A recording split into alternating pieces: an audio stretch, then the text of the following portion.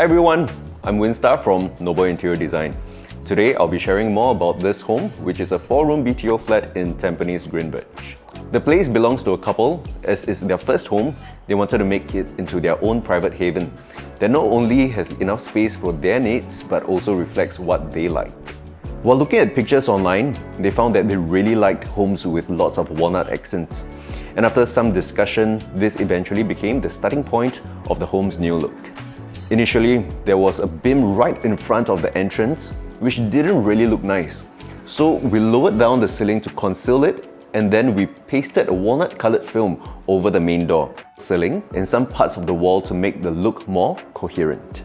This created a cozy, cabin-like foyer which gives off a relaxing vibe as soon as you enter the house.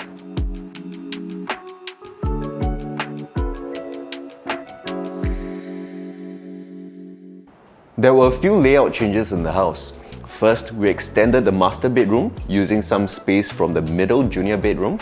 Then we hacked the other junior bedroom to create a bigger communal space in the living.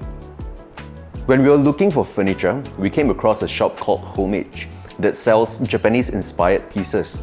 The homeowners really fell in love with it, which was how we ended up with furniture like this particular sofa that was built lower than usual.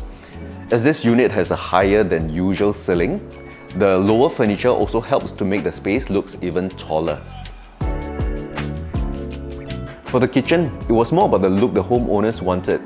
We were initially deciding between quartz and sintered stone, and we eventually came across this particular quartz design that complemented the deep walnut cabinets.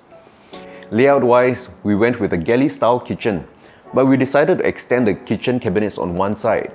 The idea behind this was to create more countertop space while emphasizing the continuity between here and the dry bar outside. For the master bedroom, the homeowners mentioned wanting a bigger wardrobe and a vanity.